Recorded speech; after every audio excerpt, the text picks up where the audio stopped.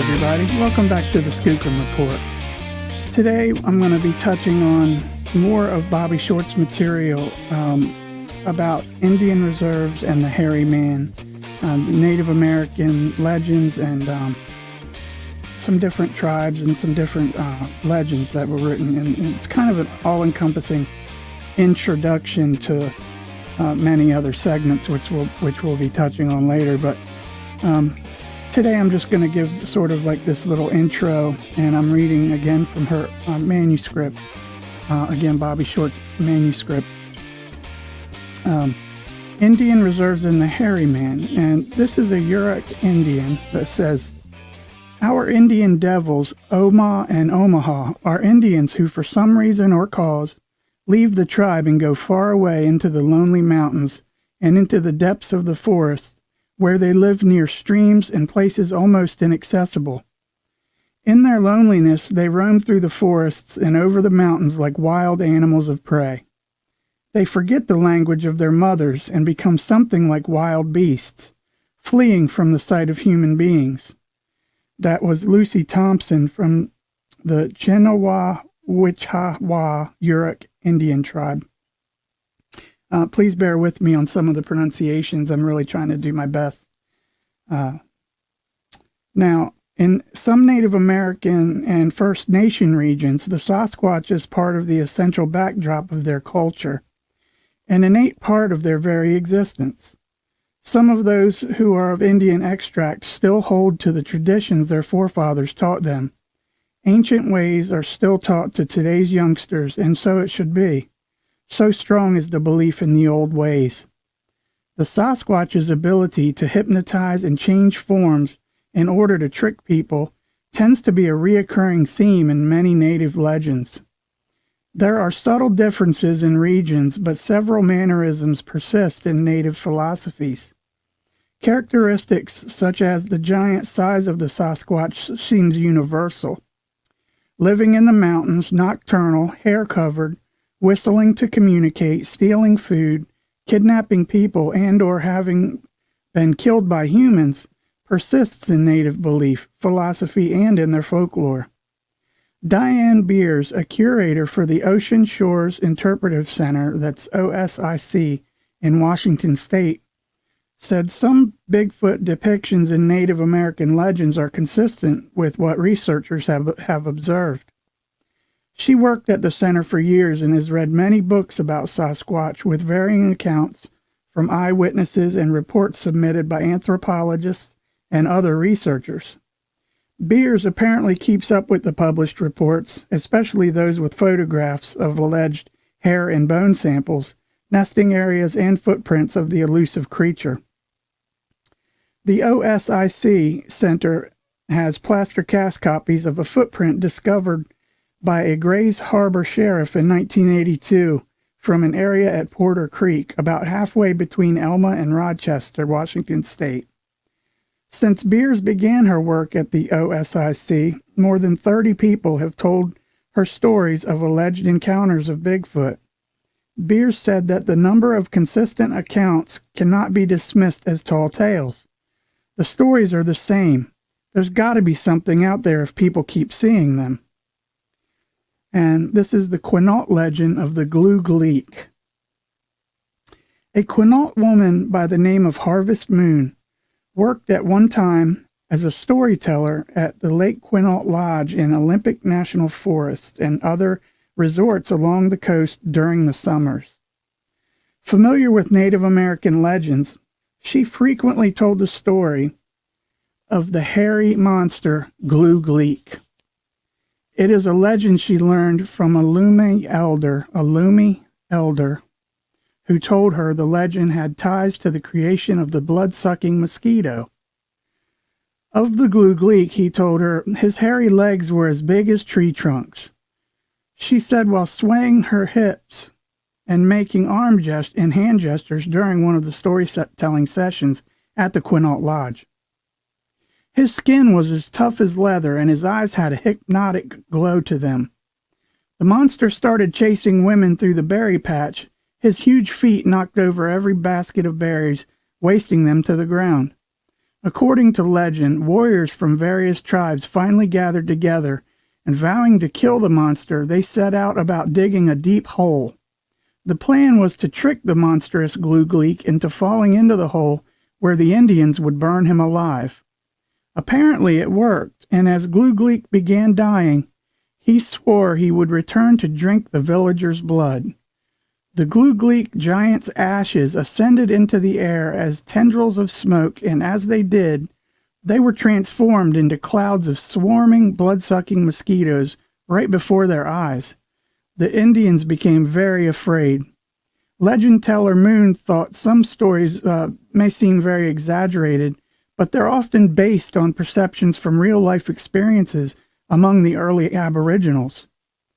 Harvest Moon was also sure she had an experience with a Sasquatch, and it happened during the year she completed a midlife passage.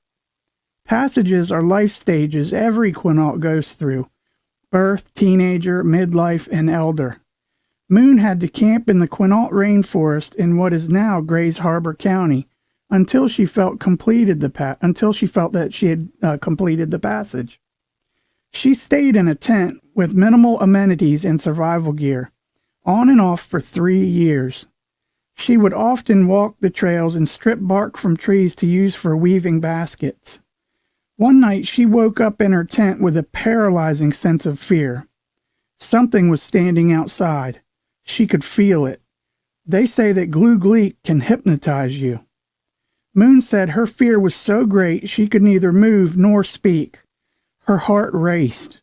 Moon said she didn't know if it was a dream or if it was really happening. Fear is a complex and highly powerful emotion. It is the cause of many distorted physical and mental perceptions.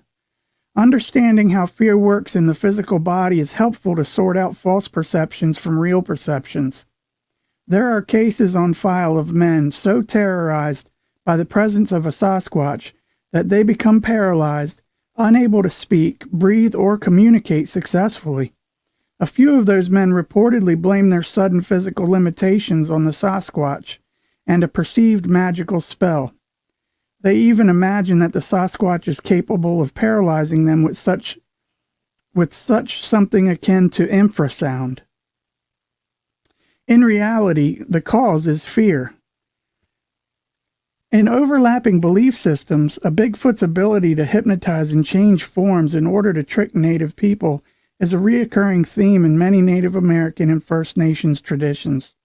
There are subtle differences in regions, but several characteristics, such as size, living in the mountains, nocturnal hair-covered, whistling, stealing food, women and children, or having been killed by humans, they all seem to overlap. The skeptical person, for the most part, disassociates from any reality that a wild man could still be living primitively alongside civilized man. Only in North America is Bigfoot viewed with a disbelieving eye, and only in the United States do so many attempts at deception and outright fabrications and hoaxings occur. There are many counterfeit photograph stills generated through software like Photoshop. Others are done with more technical CGI computer graphics, causing the once reliable photograph to be put in question time and time again. And YouTube is full of costumed imposters, some of them quite realistic and impressive for those individuals who haven't seen the real thing. But the real thing doesn't have straight pant legs, such as the dead giveaway of a costume. Watch out for rolls and tucks of a hoodie in the silhouette and the cuffed sleeve of a jacket. Notice the short stride. Tiny steps are man-made and not typical of a Sasquatch ambulatory propulsion. If there is no definition in an image, if you have to red circle or point out the subject, it is of no value to research or science.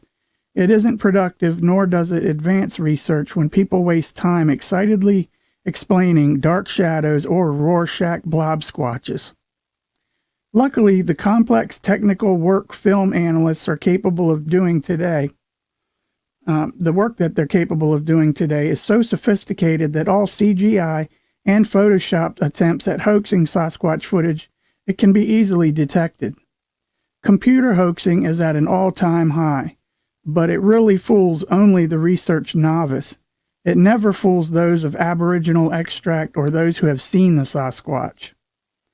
The history of the Sasquatch has always been there. Believe it or not, hairy hominids were considered to be perfectly valid former inhabitants of Europe up until the 15th century.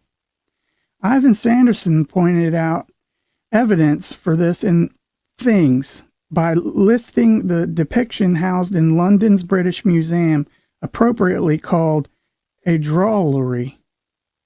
In Queen Mary's Book of Psalms, 1553 to 1558 of the 14th century. Okay.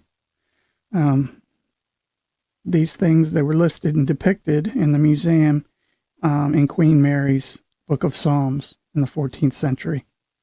The image in her Psalter showed a very hairy wild man with perfectly human hands and feet, pursued by one dog and confronted by two more. Its depiction is in the form of a hairy, upright walking man, not an ape. As Sanderson points out, apes were not initially well known and certainly not representative of Sasquatch. Bigfoot research has been appallingly misled by the ape theorists of 45 years and further embarrassed by senseless, mystical, or alien claims. Ivan Sanderson's Things, 1967, Chapter 8, pages 80 through 93, and definition for Psalter, Queen Mary's Book of Psalms. That's just a side note there. Fast forward to 1784, London Times.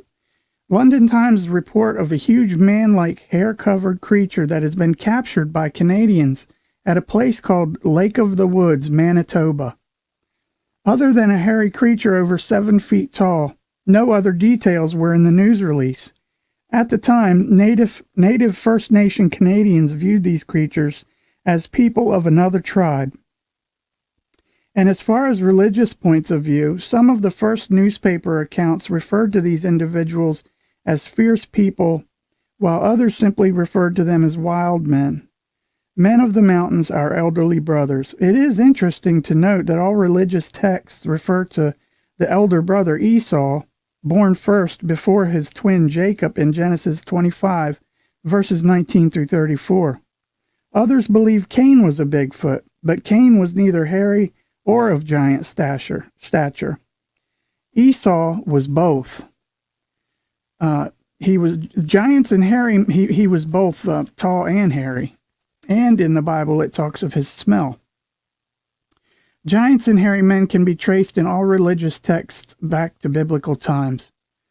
Other early writings referred to the hairy men as feral freaks of nature, brutes, monsters, and generally classified as a monstrous being that is greatly feared. Once more referring to religious texts, God hath not given us the spirit of fear. It is defined in 2 Timothy 1, chapter 1, verse 7. It states that fear is a spirit that man can overcome, but fear is an abstract concept in religious writings.